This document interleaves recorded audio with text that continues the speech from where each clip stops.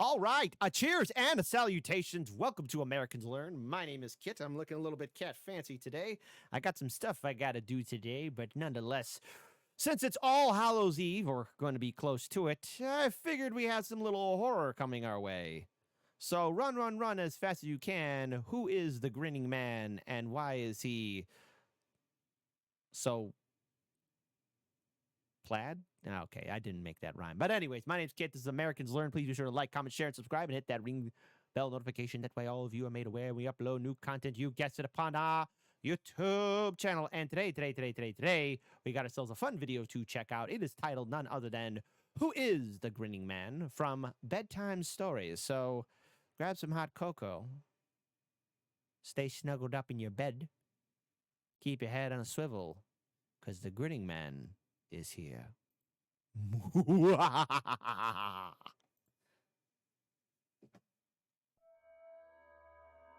Alien, humanoid cryptid, man in black, figment of the imagination, or all of the above. This being who terrorizes people in the dead of night is known by many names, but he needs only one. Who is the Grinning Man?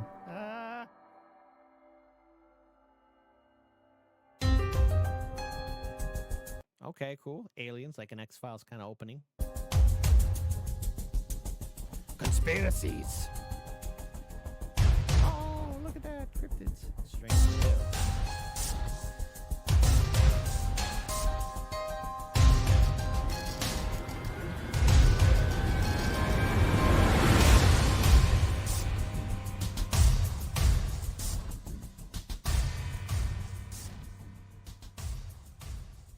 Please don't hurt me.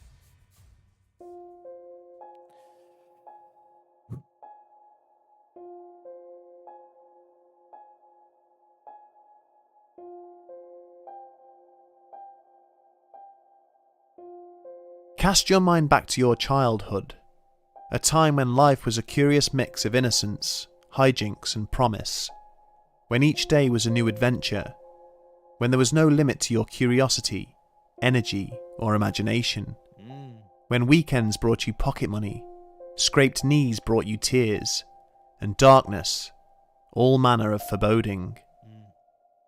I remember that when I was a kid. My grandpa's farm, there was a field. Every time it went dark, there's always that foreboding thing, and we'd play a game. Like it was a family tradition. Alas, things do change, things do end. But it'd be like, okay, here's some money. We're gonna tie it to this stick, and we're gonna walk it all the way down to the end of the field. Wait for the field to go black, all dark, and walk out there and get it. And everyone was always afraid. But on one particular evening, I actually did it. Went all the way there and got a nice, cool, crisp $100 bill. I'll never forget it. Just as surely as most children fear the dark, most also fear some kind of bogeyman. Was there a bogeyman in your town? Perhaps it was the village recluse, who lived in a decrepit old house at the end of the street. We had somebody like that. Maybe it was something unseen, watching from beyond the tree line of the woods behind your home. Or perhaps it was some unsightly creature, dwelling on a lonely windswept moor, only venturing out during the night to feast on the blood of the young. Whatever it was, your fear of it more than likely diminished with age. There are no such things as monsters, your parents probably told you, drummed into you even, and maybe you would believe them, maybe you wouldn't. But in time, as you got older, it became an accepted and imperishable truth. And yet even now, how can we be so sure? Every year across the globe, people report seeing what they describe as monsters. Aliens, ghosts, Bigfoot, the Wendigo, skinwalkers, black-eyed children, the Chupacabra, Dogman, Mothman, Slenderman, Lizardman, Pig-faced men, Invisible men, Men in Black. The list goes on and on and on. And whilst encounters with such beings are said to be horrifying in their own right, by far and away, one of the most frightening entities you could ever bump into on a cold, dark evening, is said to be the Grinning Man. Ew. Okay, well, I don't want to see this guy. How's that sound? Not least because, unlike many of the others, he has been known to enter people's homes in the dead of night and watch them while they sleep. Yeah, alright, hey, get out of my house! On the surface, at least, the Grinning Man's appearance doesn't sound all too frightening. He doesn't have the large, soulless black eyes of an alien grey, the huge, imposing girth of a Sasquatch, or the sharp teeth and claws of the Dogman. But there is something about him that disturbs eyewitnesses to their core. Said to be about 7 foot tall, with broad shoulders and a muscular physique, he is described as having small beady eyes, which are set unnaturally wide apart, nestled either side of a shallow nose. Okay, yeah, I'm noticing the face now forming. That is not cool. His face and head are utterly devoid of hair, and he is often seen wearing a tight-fitting one-piece suit, which is reflective, like tin foil. It is said that his facial expression would otherwise be docile, but for the fact that he constantly sports a wide, inhuman grin. And it is this grin which eyewitnesses find most disturbing, for it is not a grin of pleasure or even amusement. It is one of sheer menace. Yeah. It is said that his mouth smiles, but his eyes do not. And aside from this disconcerting facial expression, witnesses have also reported a feeling of absolute dread when confronted by this being, almost as if they are staring death in the face. Yeah, What follows is a select few of some of the most terrifying encounters with the Grinning Man. The earliest recorded sighting occurred in Elizabeth, New Jersey on the 11th of October 1966. It was 9:45 p.m. and 2 boys by the names of Martin Munov and James Yankaitis were walking home from a movie theatre along New Jersey and 4th Street. Alright, who's getting creeped out? Who is getting creeped out? Because I am. I don't, I find this to be very frightening. After a while, they turned onto another road that ran adjacent to NJ and 4th and found themselves walking beneath the elevated New Jersey Turnpike. After dark, this area of town was certainly no place for 2 young boys, and they must have felt uneasy as they walked through what was essentially a dark tunnel, with traffic pounding 30 feet over their heads and only a few pools of light emanating from the street lamps on the road above. Lining their route was a high chain-link fence, the other side of which was a steep slope, leading back to the underside of the turnpike. Earlier that evening, they had heard that a woman in town had been chased by a huge man wearing a green suit, but they tried to put this out of their minds as they walked through the darkness, chatting as nonchalantly as their nerves would allow. They had almost emerged from the other side of the turnpike when James noticed someone standing in the bushes on the opposite side of the chain-link fence. He nudged his friend and said, "Who's that?" Martin turned to look behind him, and that's when both boys noticed how incredibly tall and well-built this figure was. He was wearing a green reflective suit, and his attention seemed to be entirely fixed on a house across the street, situated some 200 metres away from where they were. He didn't even notice the 2 boys looking at him at first, but after a few seconds, he turned to face them. The boys later described him as the weirdest looking guy they had ever seen. His face didn't even look human. Needless to say, they panicked and ran, leaving the figure behind, grinning at their backs. As fate would have it, famous author and ufologist John Keel was in the area shortly after the encounter, investigating a UFO which had been witnessed 40 miles north of Elizabeth. So, it's an alien. Okay. He got wind of the boys' story and set about interviewing them separately. They both gave the same description, and both indicated exactly the same spot where they had seen the strange entity.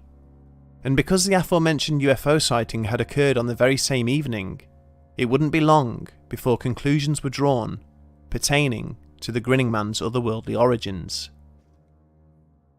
The second eyewitness account was to come less than 3 weeks later, some 500 miles west of Elizabeth in West Virginia. Woodrow Derenberger, a sewing machine salesman, was driving along Interstate 77 on the evening of the 2nd of November when he encountered a UFO, which dropped out of the sky in front of his car and stopped him dead in the road. A tall being with wide-set eyes and a huge grin stretched across its face exited the strange craft and approached his vehicle. Unlike the New Jersey Grinning Man, this one was said to be wearing a blue suit, but it had the same qualities in that it was a one-piece and was made of a reflective material. To his surprise, the entity communicated with Derenberger telepathically, asking about the strange glow on the horizon, not realizing that it was the lights of a distant town. Well, then you gotta be a stupid alien. You're gonna come to this planet, you're not gonna know what that is. Come on, you're flying in, you should see lights. Oh, hence civilization. Don't be... The grinning man's... The Grinning Man's part of Special Alien Air Force. Derenberger reported that the individual referred to himself as Indrid Cold, a name which didn't mean anything to him at the time, but one which would gain much notoriety in the decades that followed. Cold proceeded to ask Derenberger many questions about the people and surrounding areas, then thanked him and left in his strange craft, but not before telling the startled salesman that he would be seeing him again. This encounter occurred just 2 weeks before the famed Mothman sightings began in nearby Point Pleasant, and many people have often wondered whether there was any link between the two. Indeed, there was a sighting of the Grinning Man on the outskirts of Point Pleasant when the Mothman phenomenon was at its height. The Lilly family had been experiencing poltergeist activity in their home around this time, which had begun abruptly for no apparent reason. All of a sudden, things were being moved around the house of their own accord. Objects were being thrown from shelves, doors were being slammed, and even lights were being seen in the sky above their house. It was a tumultuous time for the family, who were constantly bearing the brunt of this bizarre episode at all hours of the day and night. However, it would be the youngest daughter, Linda, who fared the worst, and would experience the most terrifying aspect of this strange activity. At 1:45 a.m. on December the 14th, 1966, Linda came running into her parents' bedroom, screaming in terror. She told her mother and father that she had been awoken by an odd clicking sound, and when she opened her eyes, she was horrified to see a figure standing at the foot of her bed. It was a man, she said. A big man, very tall. I couldn't see his face very well, but I could see that he was grinning at me. He walked around the bed and stood right over me. I screamed again and hid under the covers. When I looked again, he was... Maybe it was a night terror she had. It could be that. Gone. Suffice to say that Linda refused to sleep in her own room for weeks afterwards, and by the time she did pluck up the courage to climb back into her own bed, the poltergeist activity in the home had abated, and the Lilly family never experienced anything out of the ordinary from that point onwards. From late 1966 to early 1967, a number of people in Provincetown, Massachusetts, would have separate run-ins with a neighbourhood prowler, whom they described as very tall, muscular, and always wearing a fixed grin. The details of these reports do exist in old clippings from local newspapers, but unfortunately, they are yet to be published online. We must point out that not all Grinning Man sightings have occurred in the US. A young woman living in Scotland by the name Grinning Man versus Loch Ness Monster. Who will win? Of Mary Elizabeth McRae would have an extremely chilling encounter, which would trouble her for many years afterwards. Mary lived with her husband Alan on the outskirts of Dunkeld, a small village situated right on the cusp of the stunning Cairngorms National Park. The couple were in their mid-50s, and their children had long since left home, so for the most part, it was just Mary and Alan living together in peaceful isolation. Their house was remote. The closest neighbour lived almost a mile away, but they enjoyed the relative privacy. On the night of the 23rd of November 1972, Mary and Alan went to bed at around 9 p.m, as was usual for them, and they sat up reading for about an hour before turning off the lights and going to sleep. Mary reported that she was awoken in the early hours of the morning by an indistinct clicking sound, and upon opening her eyes, she found herself lying on her front, completely paralysed and struggling to breathe. Sleep paralysis was not fully understood or even identified as a disorder during the 1970s, so Mary, who had never experienced anything like this before, felt an inward and intensifying panic, but was unable to do anything about her situation. The clicking increased in volume, piercing her eardrums, and then something suddenly dawned on her. She remembered that she had closed the curtains before getting into bed. It was something she always did every night without fail, and yet now she could see that they were open. All this time, she had a distinct feeling of being watched, and a very slight movement in the periphery of her vision drew her attention to the bottom left pane of the bedroom window. To her complete horror, she saw a face staring back at her. It had dark beady eyes and was fixed with an awful, malevolent grin.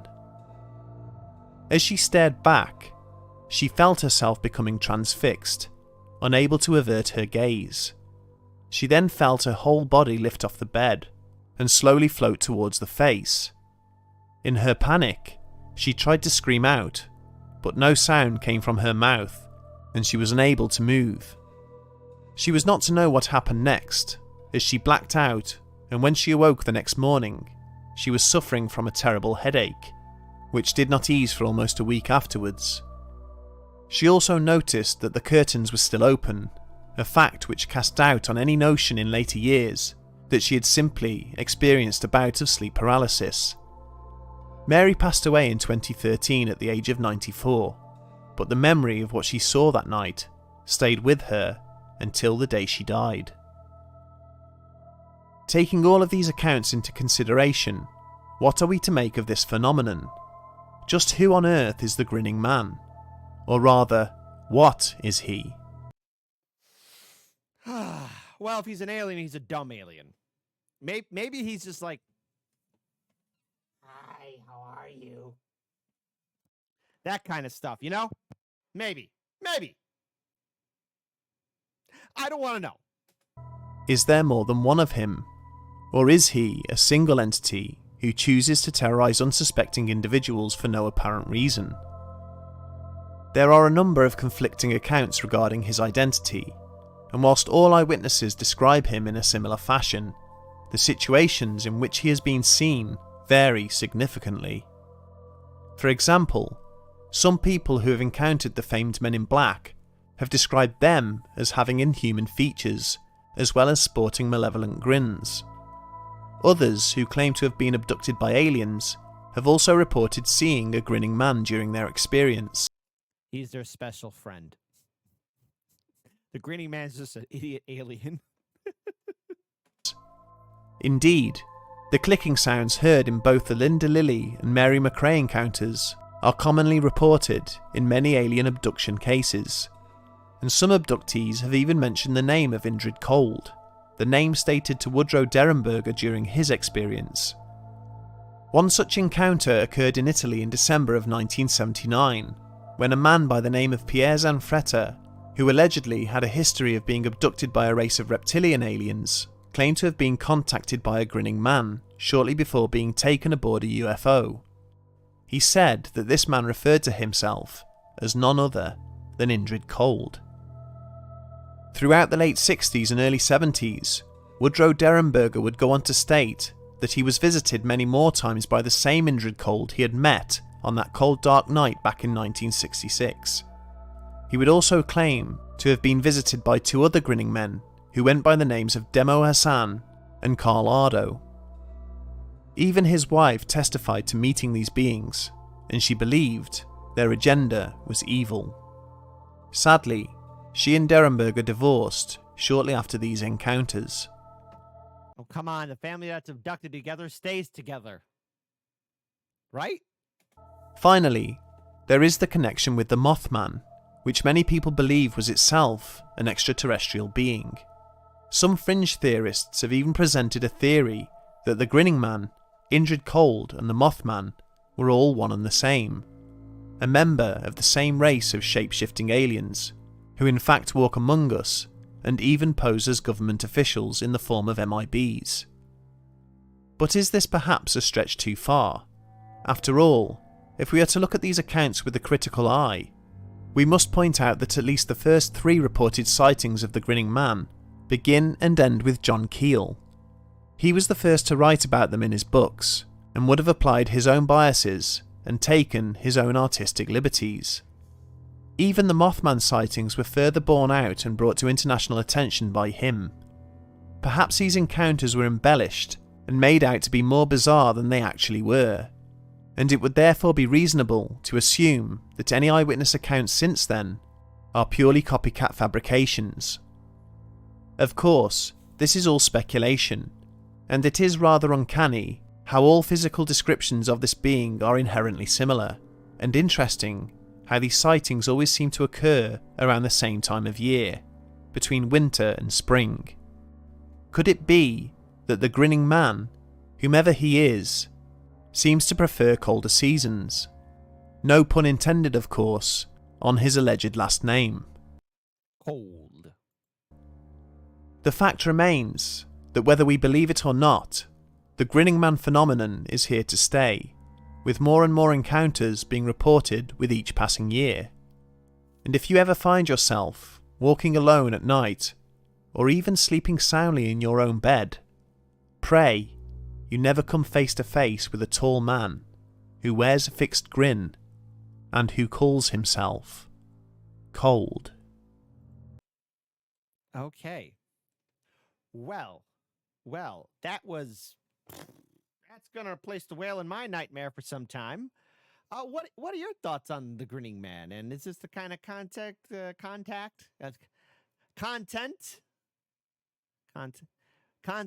that you beautiful, lovely people like us checking out? Please type in the comment section below. Your feedback is fundamentally important. So let's try and keep our heads on a swivel. Let's drink that water. Let's be safe out there. Let's be safe this Halloween, folks, okay? This is going to be a spooky month. A lot of crazies are out there. A lot of crazies. So take good care. Have you or anyone else you know dealt with the Grinning Man? Do you have a story? Regale us. Who's that smiling at me? Who are you?